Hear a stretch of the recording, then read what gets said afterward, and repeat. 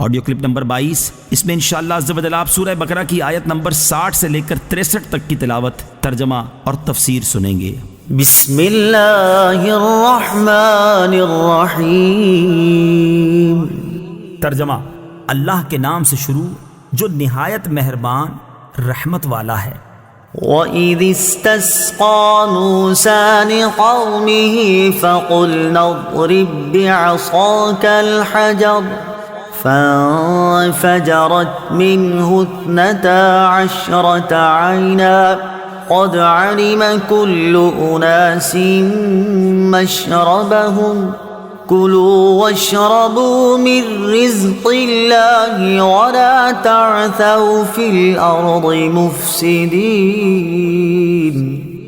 ترجمہ: اور یاد کرو جب موسیٰ نے اپنی قوم کے لیے پانی طلب کیا تو ہم نے فرمایا کہ پتھر پر اپنا عصا مارو، تو فوراً اس میں سے 12 چشمے بہہ نکلے، اور ہر گروہ نے اپنے پانی پینے کی جگہ کو پہچان لیا، اور ہم نے فرمایا کہ اللہ کا رزق کھاؤ اور پیو اور زمین میں فساد نہ پھیلاتے پھرو۔ وَإِذِ اسْتَسْقَىٰ مُوسَىٰ لِقَوْمِهِ، اور جب موسیٰ نے اپنی قوم کے لیے پانی مانگا۔ تفسیر صراط الجنان میں ہے، جب میدان طیہ میں بنی اسرائیل نے پانی نہ پایا تو حضرت موسیٰ علیہ السلام کی خدمت میں فریاد کی۔ حضرت موسیٰ علیہ السلام کو اللہ تعالیٰ کی طرف سے حکم ہوا کہ اپنا عصا پتھر پر مارو۔ چنانچہ آپ علیہ السلام نے عصا مارا تو اس پتھر سے پانی کے 12 چشمے جاری ہو گئے، اور بنی اسرائیل کے 12 گروہوں نے اپنے اپنے گھاٹ کو پہچان لیا۔ کلو وشربو، کھاؤ اور پیو۔ تفسیر صراط الجنان میں ہے، حضرت موسیٰ علیہ السلام کی قوم سے فرمایا گیا کہ آسمانی طعام من و سلوہ کھاؤ اور اس پتھر کے چشموں کا پانی پیو جو تمہیں فضل الہی سے بغیر محنت کے میسر ہے، اور اس بات کا خیال رکھو کہ فتنہ و فساد سے بچو اور گناہوں میں نہ پڑو۔ ہر امت کو یہی حکم تھا کہ اللہ تعالیٰ کا رزق کھاؤ لیکن فساد نہ پھیلاؤ، یعنی رزق کے استعمال سے منع نہیں فرمایا، بلکہ حرام کمانے، حرام کھانے، کھا کر خدا کی ناشکری و نافرمانی سے منع کیا گیا ہے۔ وَإِذْ قُلْتُمْ يَا مُوسَىٰ لَن نَّصْبِرَ عَلَىٰ طَعَامٍ وَاحِدٍ فَادْعُ لَنَا رَبَّكَ يُخْرِجْ لَنَا مِمَّا تُنبِتُ الْأَرْضُ مِن بَقْلِهَا وَقِثَّائِهَا وَفُومِهَا وَعَدَسِهَا وَبَصَلِهَا قَالَ أَتَسْتَبْدِلُونَ الَّذِي هُوَ أَدْنَىٰ بِالَّذِي هُوَ خَيْرٌ اهْبِطُوا مِصْرًا فَإِنَّ لَكُم مَّا سَأَلْتُمْ وَضُرِبَتْ عَلَيْهِمُ الذِّلَّةُ وَالْمَسْكَنَةُ وَبَاءُوا بِغَضَبٍ مِّنَ اللَّهِ ذَلِكَ بِأَنَّهُمْ كَانُوا يَكْفُرُونَ بِآيَاتِ اللَّهِ وَيَقْتُلُونَ النَّبِيِّينَ بِغَيْرِ الْحَقِّ ذَلِكَ بِمَا عَصَوا وَكَانُوا يَعْتَدُونَ۔ ترجمہ: اور جب تم نے کہا اے موسیٰ ہم ایک کھانے پر ہرگز صبر نہیں کر سکتے،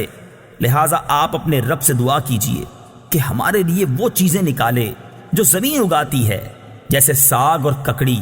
اور گندم اور مسور کی دال اور پیاز۔ فرمایا کیا تم بہتر چیز کے بدلے میں گھٹیا چیزیں مانگتے ہو؟ اچھا پھر ملک مصر یا کسی شہر میں قیام کرو، وہاں تمہیں وہ سب کچھ ملے گا جو تم نے مانگا ہے۔ اور ان پر ذلت اور غربت مسلط کر دی گئی، اور وہ خدا کے غضب کے مستحق ہو گئے۔ یہ ذلت و غربت اس وجہ سے تھی کہ وہ اللہ کی آیتوں کا انکار کرتے تھے اور انبیاء کو ناحق شہید کرتے تھے، اور یہ اس وجہ سے تھی کہ انہوں نے نافرمانی کی اور وہ مسلسل سرکشی کر رہے تھے۔ لن نصبر على طعام واحد، ہم ایک کھانے پر ہرگز صبر نہیں کریں گے۔ تفسیر صراط الجنان میں ہے، بعض لوگوں کی طبیعت میں کم ہمتی، نالائکی اور نیچ پن ہوتا ہے۔ آپ انہیں پکڑ کر بھی اوپر کرنا چاہیں تو وہ کم تر اور نیچے رہنے کو ترجیح دیتے ہیں۔ ایسے لوگ عموماً زندگی کی لذتوں اور نعمتوں سے فائدہ نہیں اٹھا پاتے۔ بلند ہمت اور بہتر سے بہتر کے طالب ہی خالق و مخلوق کے ہاں پسندیدہ ہوتے ہیں۔ بنی اسرائیل پر نعمتوں کے ذکر کے بعد یہاں سے ان کی کم ہمتی اور نالائکی اور نافرمانی کے کچھ واقعات بیان فرمائے جاتے ہیں۔ ان میں سے ایک واقعہ یہ ہے، بنی اسرائیل نے حضرت موسیٰ علیہ السلام سے مطالبہ کیا کہ ہم ایک ہی قسم کے کھانے پر صبر نہیں کر سکتے، آپ دعا کریں کہ ہمیں زمین کی ترکاریاں اور دالیں وغیرہ ملیں۔ حضرت موسیٰ علیہ السلام نے انہیں سمجھایا کہ تمہیں اتنا اچھا کھانا بغیر محنت کے مل رہا ہے، کیا اس کی جگہ ادنا قسم کا کھانا لینا چاہتے ہو؟ لیکن جب وہ نہ مانے تو حضرت موسیٰ علیہ السلام نے بارگاہ الہی میں دعا کی۔ اس پر حکم ہوا کہ اے بنی اسرائیل، اگر تمہارا یہی مطالبہ ہے تو پھر مصر جاؤ، وہاں تمہیں وہ چیزیں ملیں گی جن کا تم مطالبہ کر رہے ہو۔ مصر سے مراد یا تو ملک مصر یا مطلقاً کوئی بھی شہر ہے۔ ان الذين آمنوا والذين هادوا والنصارى والصابئين من آمن بالله واليوم الآخر وعمل صالحا فلهم أجرهم عند ربهم ولا خوف عليهم ولا هم يحزنون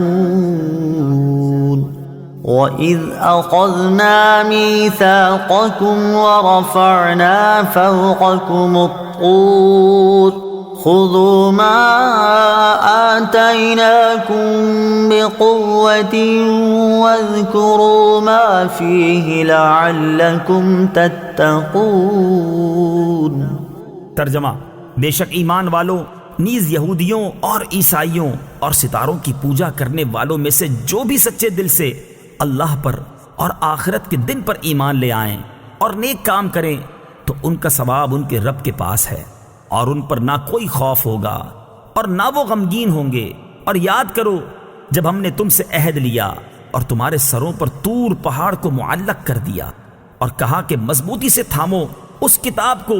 جو ہم نے تمہیں عطا کی ہے، اور جو کچھ اس میں بیان کیا گیا ہے اسے یاد کرو اس امید پر کہ تم پرہیزگار بن جاؤ۔ وَإِذْ أَخَذْنَا مِيثَاقَكُمْ، اور یاد کرو جب ہم نے تم سے عہد لیا۔ تفسیر صراط الجنان میں ہے، اس آیت میں یہودیوں سے فرمایا جا رہا ہے کہ وہ وقت یاد کرو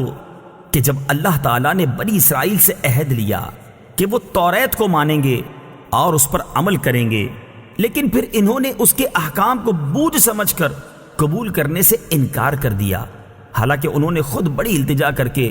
حضرت موسیٰ علیہ السلام سے ایسی آسمانی کتاب کی درخواست کی تھی جس میں قوانین شریعت اور آئین عبادت مفصل مذکور ہوں، اور حضرت موسیٰ علیہ السلام نے ان سے بار بار اس کے قبول کرنے اور اس پر عمل کرنے کا عہد لیا تھا، اور جب وہ کتاب عطا ہوئی تو انہوں نے اسے قبول کرنے سے انکار کر دیا اور عہد پورا نہ کیا۔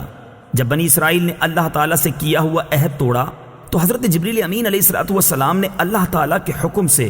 طور پہاڑ کو اٹھا کر ان کے سروں کے اوپر ہوا میں معلق کر دیا، اور حضرت موسیٰ علیہ السلام نے ان سے فرمایا تم یا تو عہد قبول کر لو